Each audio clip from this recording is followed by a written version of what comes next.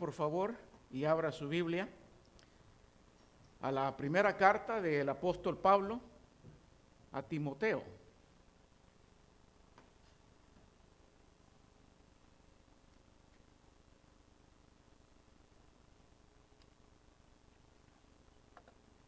Primera de Timoteo, capítulo 5, si son tan amables.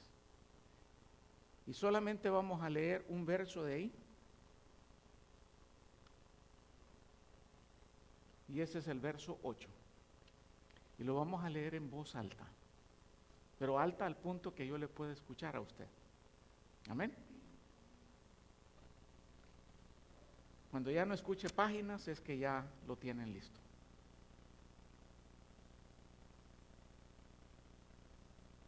Dice así la palabra de Dios. Pero si alguno no provee para los suyos, ¿están ahí? Pero no les escuché. Vamos de nuevo. Pero si alguno no provee para los suyos, y especialmente para los de su casa, ha negado la fe y es peor que un incrédulo. Si alguno no provee para los suyos. Vamos a hacer una oración. Padre, gracias por hacernos tuyos, Señor. Gracias por darnos el ejemplo de lo que este verso dice. Has proveído para nosotros, Señor. Pero más que eso, has pensado en nosotros, Señor. Padre, venimos ante tu presencia, dispuestos a aprender de ti, de tu Espíritu Santo, para que tu palabra, Señor, llegue con poder a nuestros corazones, nos haga reflexionar, recapacitar, tomar decisiones que nos pongan más en sintonía con tu palabra y con tu voluntad, Señor. Te pido que a través de este mensaje tú nos ayudes, Señor, a restaurar familias, a fortalecer hogares, Señor, relaciones, para que, Señor, no seamos como los incrédulos. Nos ponemos, Señor, a tus pies y pedimos que cada persona en este lugar reciba lo que tú tienes para ellos. En el nombre de Jesús. Amén.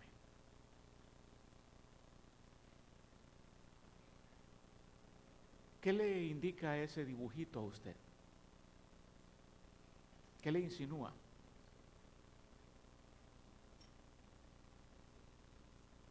La familia, claro, papá, mamá, hijos, pero ¿qué querrá decir ese corazón ahí?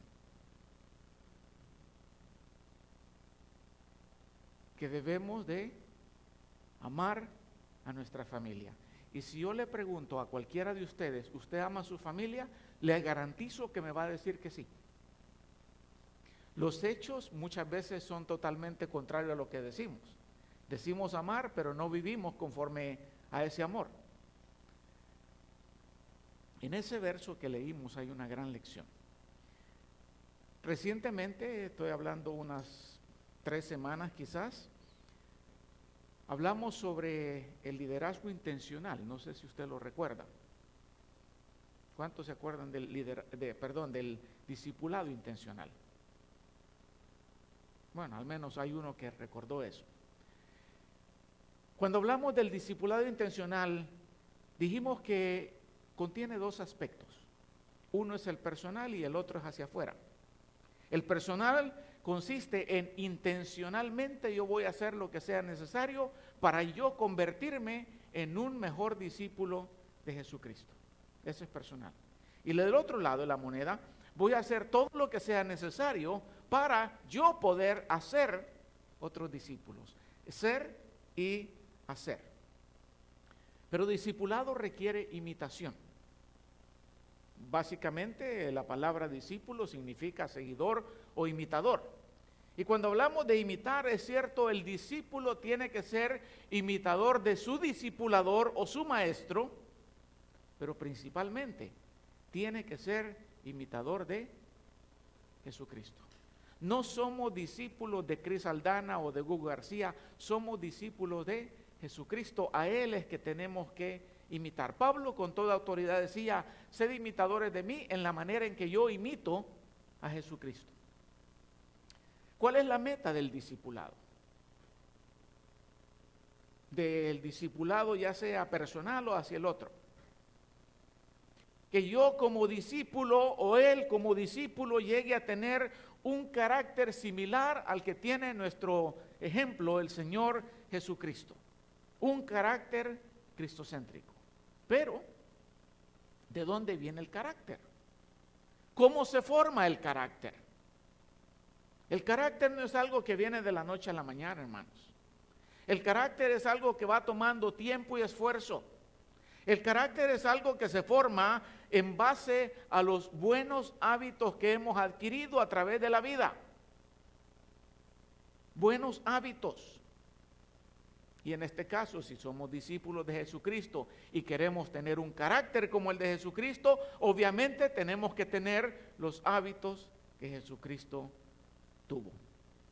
Hace 2 miércoles enseñé sobre la importancia de pasar tiempo a solas con Dios.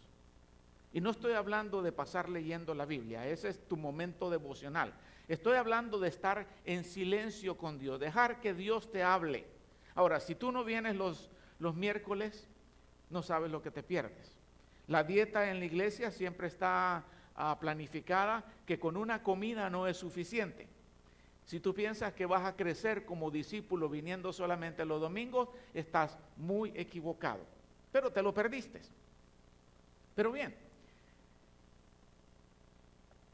en esta mañana, ese verso que acabamos de leer, ¿qué dice?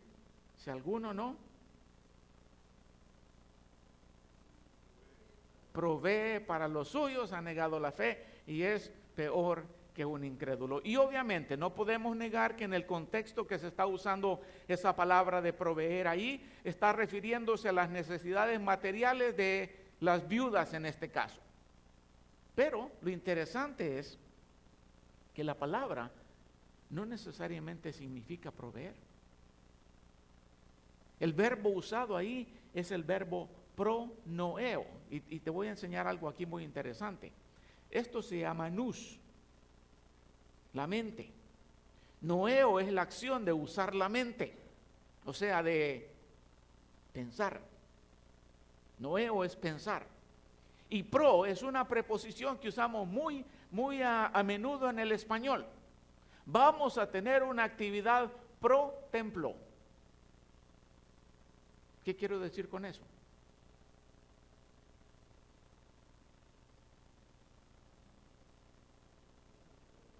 Vamos a tener una actividad a favor de o para beneficio de el templo.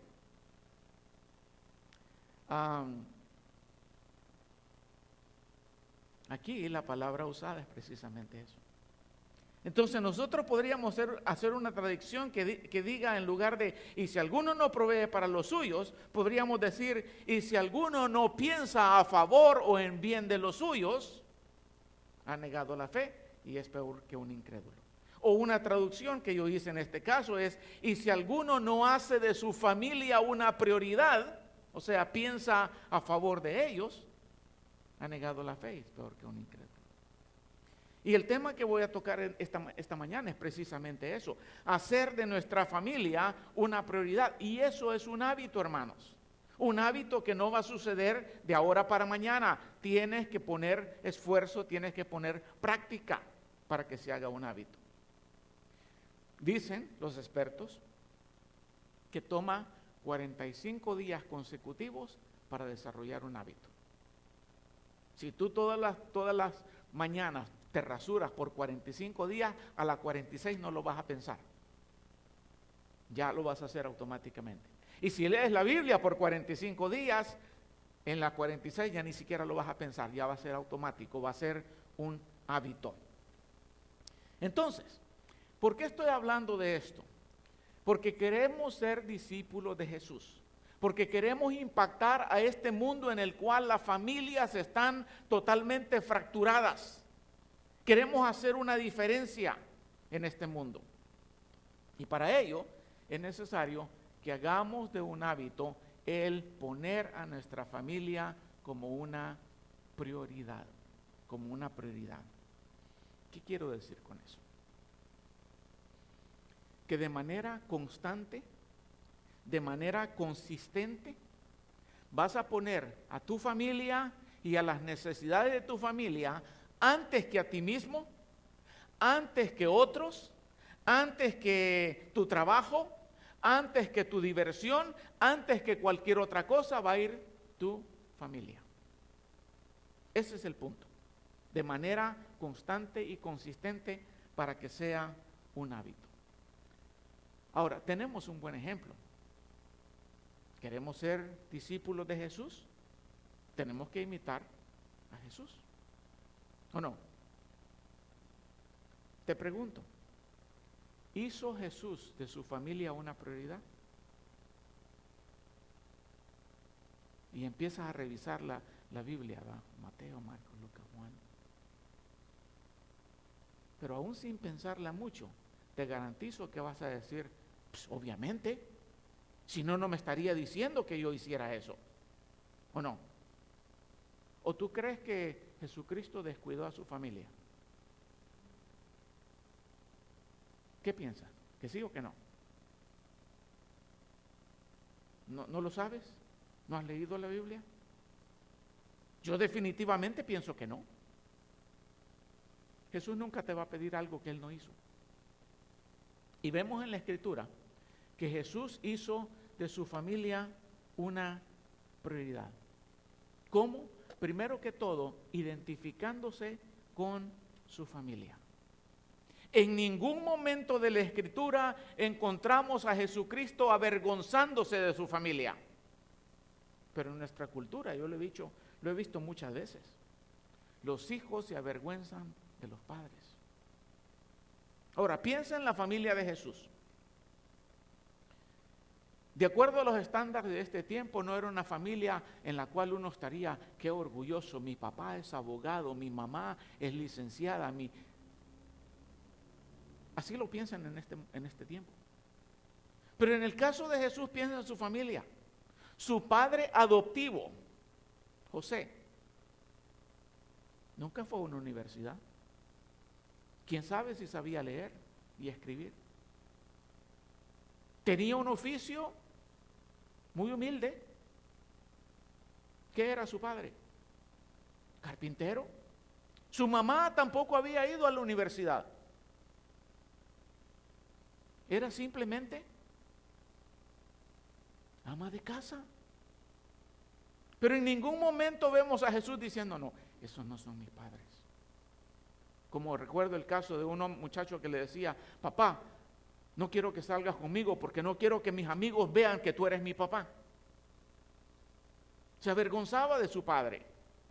Pero Jesús siempre se identificó con su padre, con su madre, con sus hermanos. Se identificaba no solamente con ellos, sino que con sus necesidades también. Por ejemplo,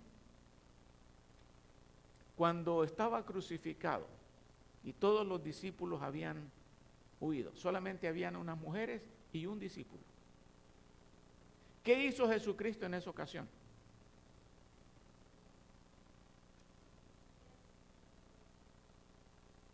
Le dijo a uno de ellos, de ahora en adelante, esta es tu madre. ¿Pero por qué? Es muy probable que José ya haya muerto. No lo dice la Escritura, pero es probable que José ya haya muerto. Jesús sabía que al irse él de este mundo, su madre quedaría sola. Que no habría quien cuidara de ella y quería asegurarse que en mi partida ella quede en buenas manos. Y qué mejores buenas manos que aquella de aquel que él consideraba el discípulo amado. Juan, he ahí tu madre. Y dice la Escritura que desde ese día en adelante, Juan el apóstol la tomó a ella como parte de su familia. El Señor identificándose con la necesidad de su madre o de su familia. En otra ocasión, tuvo un pleito con los fariseos. ¿Por qué? Porque los reprendió, porque estos fariseos con sus reglas hechas por ellos, no por la Escritura, estaban siendo de estorbo para que los judíos pudieran tomar cuidado de las necesidades financieras de sus padres. No sé si usted recuerda ese pasaje, Pero en esa ocasión, él le dijo lo siguiente. Moisés dijo, honra a tu madre y a tu madre, y todo aquel que hable mal de su padre o su madre, ese debe de morir.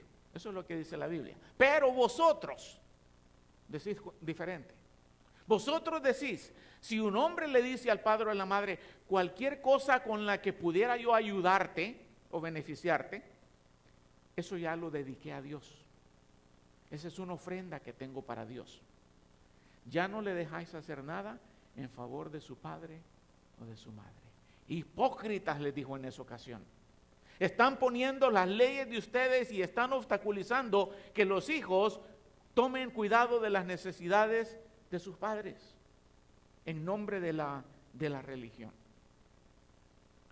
Y ya que menciona este verso, Moisés dijo, honra a tu padre y a tu madre, vemos también que en el caso de Jesús no solamente se identificó con su familia, sino que también honró a su familia. La familia de Jesús no era una familia como la de ahora. 2 padres, un hijo y un perro. No, era una familia como las familias típicas de Latinoamérica. 9 hijos, 10 hijos. 13 me dijo una señora el día viernes. Era una familia large.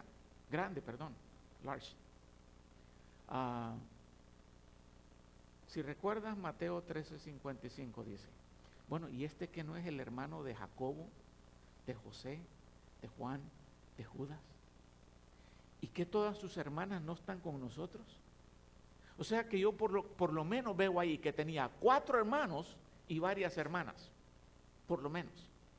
Y en ningún momento se descuidó de ellos, en ningún momento los deshonró. No hay ni la menor duda que Jesús honró a sus padres en todo, hermanos. Ahora, si lo buscas en la Escritura, no vas a encontrar un verso que diga, y Jesús honró a sus padres en todo. No lo vas a encontrar. Pero si usas un poquito la cabeza, te vas a dar cuenta que sí. Piensa en esto. ¿A qué vino Jesús a este mundo?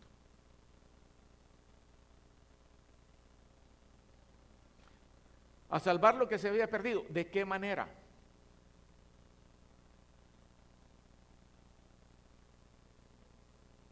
Dando su vida en la cruz del Calvario y resucitando al tercer día, ¿verdad? Siendo el Cordero sin mancha que quita el pecado del mundo. Pero para poder ser el Cordero sin mancha, quiere decir que Él tenía que someterse completa y absolutamente a lo que la ley decía. Porque el pecado es ir en contra de la naturaleza de Dios y de lo que la ley establece. Si Jesús en algún punto hubiera fallado, Él no podría ser nuestro Salvador.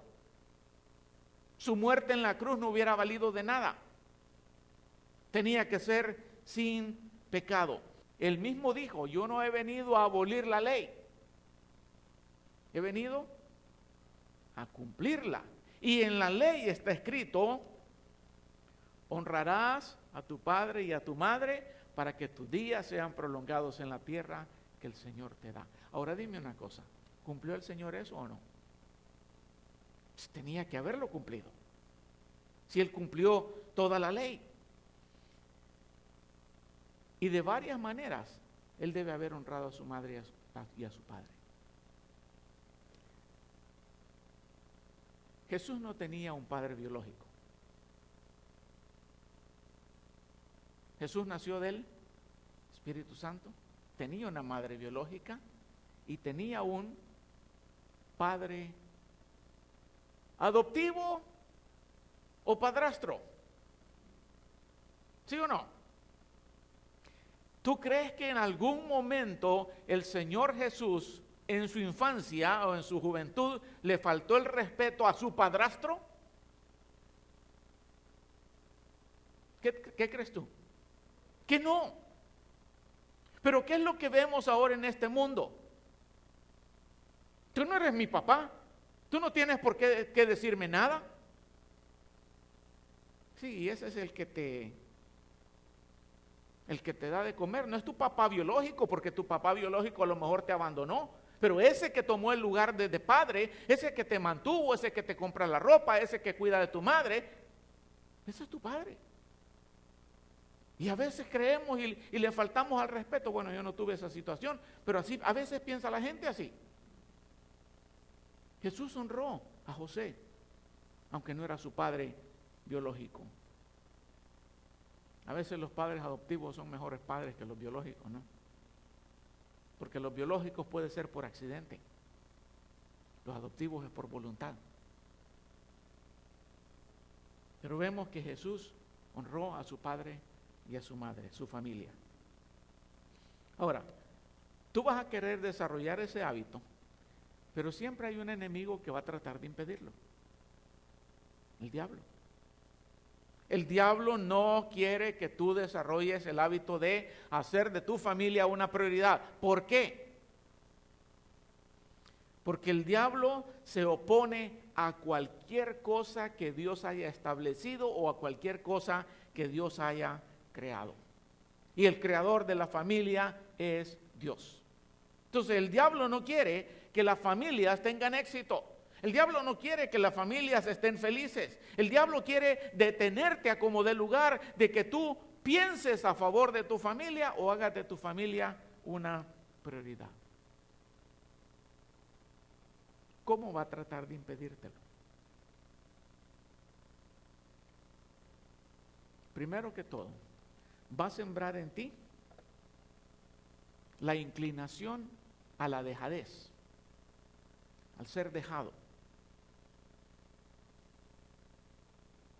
Si este mundo estuviera hecho de buenas intenciones, este mundo sería el lugar más feliz de todo el universo. Pero las intenciones no cambian nada, hermanos. La mayor parte de personas dicen tener la intención o el deseo de hacer de su familia una prioridad, pero siempre lo dejan para mañana, mañana, mañana. ¿Por qué no hoy? Como dicen allá en mi país, mañana haré mi casa, dijo el sopilote, y nunca la hizo. Y si tú estás pensando de esa mañana comienzo a poner atención a mi familia, se te va a ir pasando el mañana, no te das cuenta que el tiempo pasa exageradamente rápido, hermanos, y quizás cuando llegue el momento que ya has agarrado valor, te vas a dar cuenta que esos niños ya no son niños, ya son adultos. Y te van a decir, ¿y ahora para qué, papá? ¿Y ahora para qué, mamá? Ya tengo mi vida hecha. Y si no son los niños, el tiempo va pasando y pasando y pasando, y de repente te das cuenta de que tu cónyuge, ya sea tu esposo o tu esposa, ahora está viejita, está cansada de tu negligencia, y eso es que si todavía es tu esposa, si no te ha dejado por descuidarla. Y en el caso de los hijos, mañana, empiezo a cuidar de mis padres, y de repente los padres ya están bien viejitos y ya listos para morirse. ¿Y ahora para qué?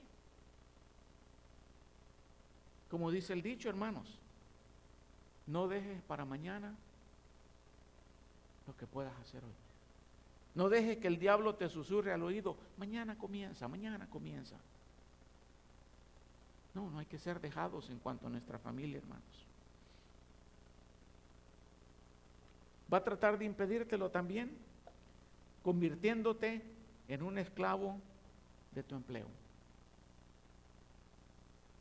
Una de las excusas más comunes para no hacer de la familia una prioridad, para no darle el tiempo adecuado a la familia es, pues tengo que trabajar para vivir.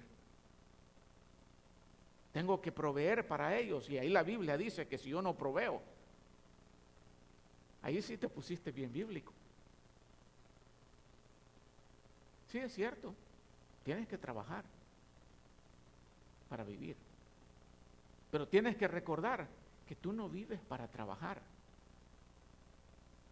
Tú trabajas para llenar una necesidad de aquellos que son tu prioridad. Pero el diablo muchas veces nos lava el coco y nos convierte en esclavos de nuestro trabajo. Muchas veces, hermanos, y aquí está el problema en gran manera, nos volvemos más fieles al patrón, nos volvemos más fieles a la compañía que a la familia. No somos esclavos,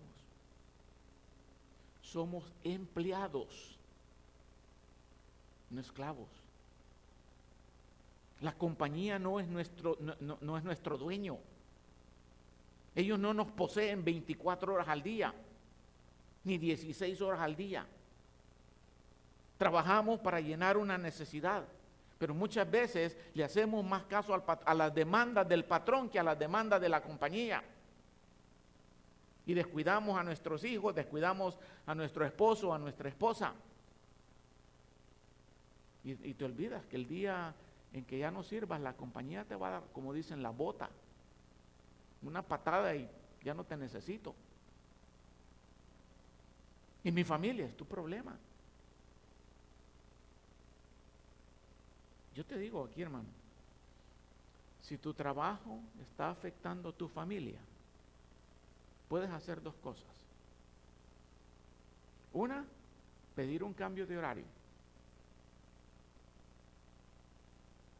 Y dos, si no te dan cambio de horario, búscate otro trabajo. No, pero pastor, ¿qué no ve que la situación está tan difícil que no se encuentra trabajo? ¿Tú crees que Dios no va a honrar la decisión correcta de cuidar de tu familia? ¿Tú crees que Dios no te puede dar un trabajo mejor y con un horario mejor? Lo que te falta es fe, confianza en Dios. Pastor, ore por mí para que me den este trabajo. Voy a orar por ti con esta condición, que tú no trabajes el día que es del Señor. Voy a orar por ti para que no descuides a tu familia. Yo te garantizo que tu familia estaría más feliz con más de tu tiempo que con más de tu dinero. ¿Sí o no? Pregúntale a tus hijos. ¿No te acuerdas la historia aquel del niño que le preguntó a su papá, papá, ¿cuánto te pagan la hora en la compañía? Oh, $20, dijo. El niño empezó a ahorrar en su marranito. Y cuando tenía $20 fue ante su papá y le dijo, papá, ¿me podrías dar una hora de tu tiempo? Aquí están los $20. ¿Qué te está diciendo eso? Te está diciendo que tu familia no necesita tanto los juguetes caros, te necesita a ti, necesita tu tiempo, necesita que los hagas a ellos una prioridad.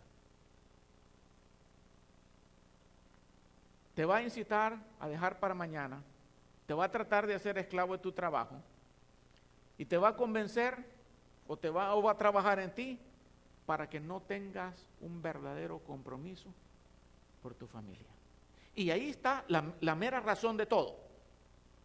Las dos anteriores son secundarias. La verdadera razón es que descuidamos a nuestra familia porque no tenemos un verdadero compromiso hacia ellos. Si tuviéramos un verdadero compromiso, el trabajo sería secundario. Si tuviéramos un verdadero compromiso, comenzaríamos hoy a cuidar de nuestra familia. Pero nos cuesta comprometernos. La mayoría de personas en este mundo funcionan bajo este pensamiento. Si funciona, bueno.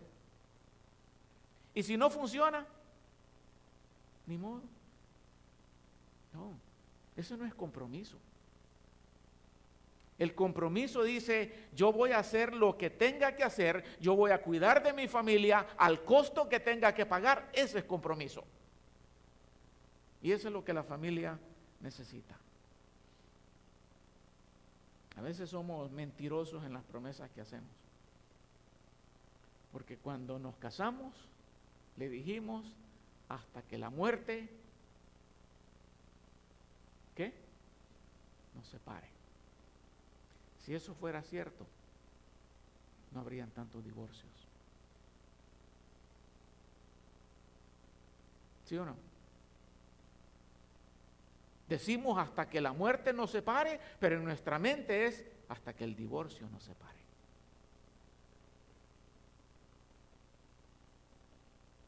No debería de existir eso en la vida del cristiano. Ahora, Dios es un Dios perdonador. Pero decir me voy a divorciar al cabo que Dios me va a perdonar, eso es abusar de la gracia de Dios.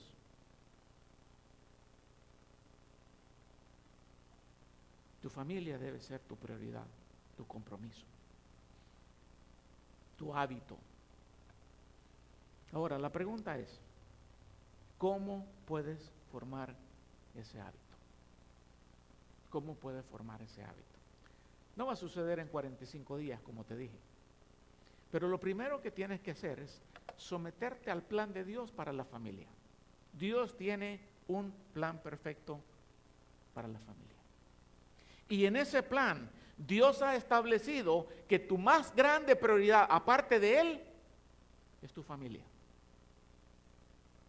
¿Me viste? Dios es número uno, a él nadie lo quita de número uno. Pero después de Dios, tu prioridad principal es tu familia. Y dentro de esa prioridad hay otra prioridad. Tu esposo, tu esposa va primero que tus hijos. ¿Me viste? Porque a veces es que estamos juntos por los niños. No, hombre, mejor que vivan separados que en un infiernito ahí. Tu esposa es primero, tu esposo es primero, los hijos van después. Al cabo que los hijos los vas a tener, si acaso, 20 años. A los 20 te dicen, papá, ya me aburrí de aquí, me voy a la universidad, se casan, hacen su vida y se olvidan de ti. Entonces Dios ha establecido que tu más grande prioridad es tu familia, tu esposa, tus hijos. Ahora, tener una familia exitosa no es fácil. Como dicen, ¿quieres problemas? Ten hijos. O cásate. Para poder hacerlo vas a necesitar primero que todo el poder y la dirección de Dios. En su plan perfecto, Él ha dejado establecido en su palabra los métodos, los lineamientos, la guía, la instrucción para tener una buena familia. Nos apartamos del manual de instrucciones y las cosas no salen bien. Solo Dios nos puede dar esa guía. Por lo tanto, debemos de chequear el manual. Vamos a ver qué dice la Biblia. Señor, esto está difícil. Sí, está difícil. Señor, ayúdame, dame el poder, dame la fortaleza para poder hacer esto difícil que dice aquí. Solamente tú me puedas ayudar, Señor. Pero yo quiero seguir las instrucciones. Entonces tienes que reconocer cuál es el plan de Dios. Tu prioridad no es tu trabajo, tu prioridad no es tu mamá, tu prioridad es tu familia y tu esposa primero, tu esposo. Segunda recomendación. ¿Quieres hacerla una prioridad? Tienes que apartar tiempo para tu familia. Tienes que apartar tiempo. Si no eres específico, si no determinas un tiempo, no va a suceder. Esto tiene que ser determinado y planeado. Tienes que agarrar tu agenda o tu calendario y ponerlo ahí como una cita importantísima. Esta cita es más importante que mi trabajo. Y debes de comprometerte a cumplir con esa cita. Y más cuando los hijos están pequeños. Cuando ya los hijos están grandes hay un poquito más de libertad con la pareja. Tenemos más tiempo para nosotros. Pero cuando los hijos todavía están en casa, necesitas poner en tu agenda, este tiempo está dedicado a mi familia y nadie lo va a quebrantar.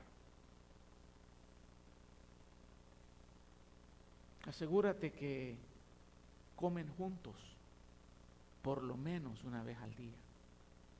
Ya eso ha desaparecido en esta cultura y por eso la familia está desapareciendo. Cada quien come por su lado y cada quien come a sus horas. Es que estamos ocupados. Ya pasaron los tiempos en que se sentaba la familia a la mesa, oraban juntos y comían juntos. No nos damos cuenta que ese es buen tiempo, hermanos, para desarrollar comunicación entre los diferentes miembros de la familia. No nos damos cuenta que ese es tiempo para descargar un poquito lo que hemos vivido o sufrido ahí en el mundo. Como dicen en inglés, debrief. Tiempo para descargar un poquito. Ese es tiempo para tomar la oportunidad de escuchar la preocupación, el deseo, la necesidad que los miembros de la familia puedan tener. Ese es tiempo para servirse el uno al otro. Ahora siempre estamos esperando que nos sirvan, pero necesitamos tiempo con nuestra familia.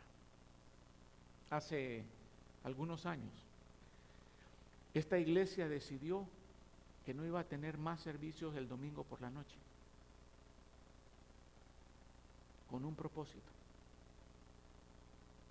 para animar a las familias a pasar tiempo juntos y para darles la oportunidad de usar ese tiempo para alcanzar a otros miembros de la familia que no conocen a Cristo.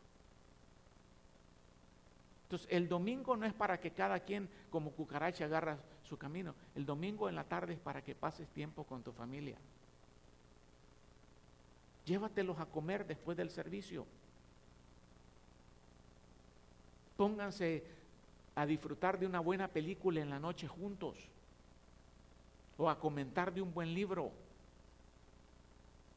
Pero pasen tiempo juntos, hermanos. Y hablando de tiempo, no solamente es suficiente con apartar el tiempo para tu familia. Tienes que asegurarte también de pasar buen tiempo con ellos. Y cuando digo buen, no me estoy refiriendo a la cantidad, sino a buen tiempo, algo bueno, algo que da gusto. Y el buen tiempo incluye tiempo de diversión. ¿Tú crees que Jesús no se divertía? ¿Qué piensas tú? No, para eso no hay tiempo. ¿Qué crees tú? ¿Qué crees tú que fue a hacer Jesús a las bodas de Caná? A pasar buen tiempo. Y no fue solo. Si ves en Juan capítulo 2, te vas a dar cuenta que no solamente llevó a sus discípulos, llevó a su padre, a su madre y llevó a sus hermanos.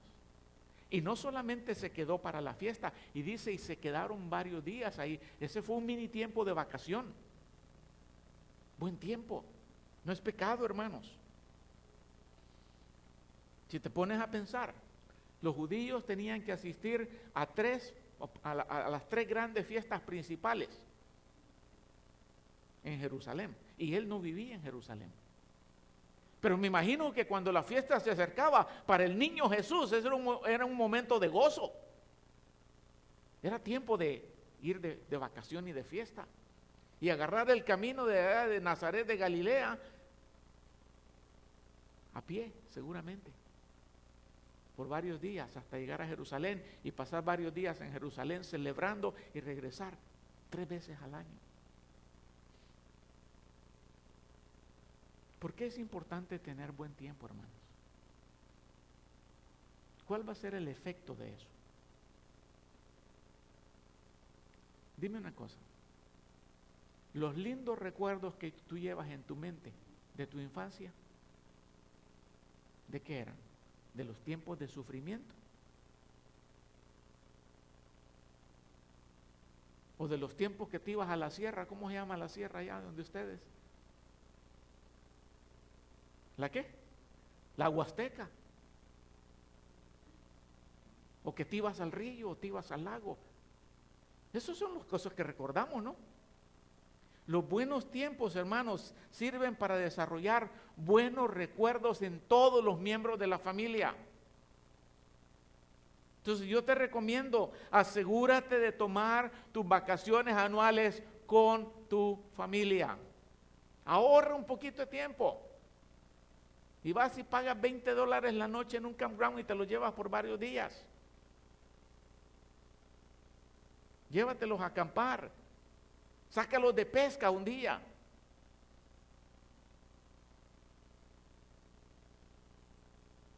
Hablando de pesca, vino a mi mente el recuerdo de una vez que llevé a mis hijas a pescar. Primera vez que las llevaba a pescar. Y no agarraban nada. Y uno de padre tratando de hacer felices a los hijos. En lo que una se descuidó, agarré un pescadito de carnada y se lo puse ahí en el anzuelo, y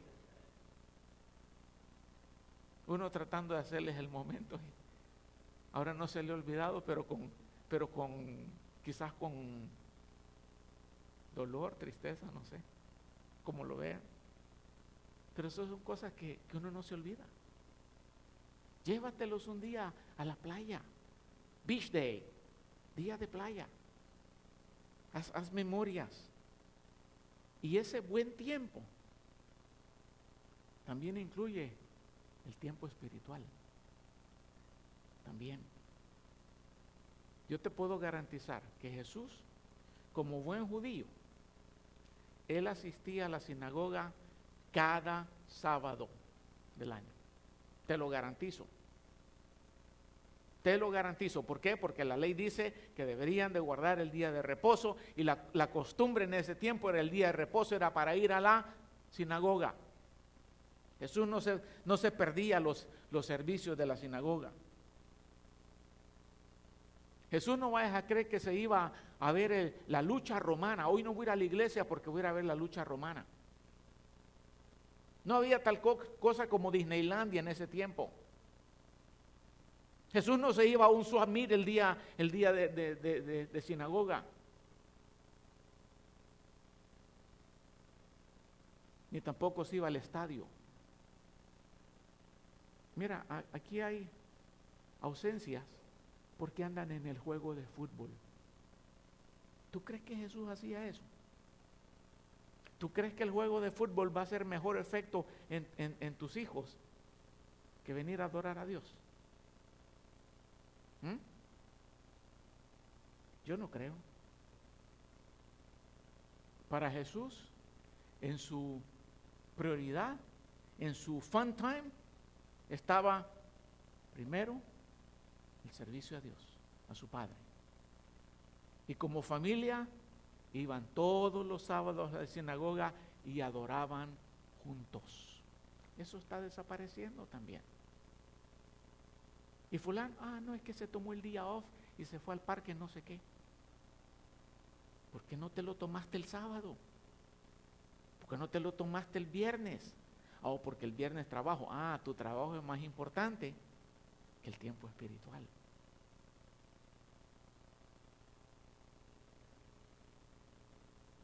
Déjame hacer un pequeño resumen y terminamos.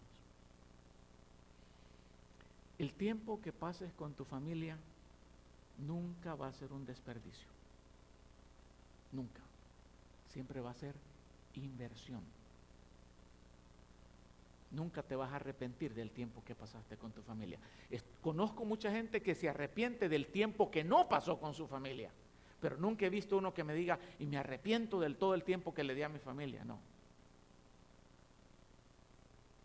Quiero que entiendas, no simplemente va a suceder. Tienes que hacerlo prioridad. Tienes que hacerlo prioridad. Y por último, si quieres hacerlo y estás dispuesto a hacerlo, tienes que pagar un precio. Porque el diablo va a dar patadas para que no pases con tu familia. Se te va a oponer. Ese día te van a ofrecer overtime y doble sueldo. Y quizás tú digas, con este doble sueldo, entonces mañana lo saco a un mejor parque. Ten cuidado. Y aunque se te va a oponer y va a ser difícil, tienes alguien que te va a ayudar.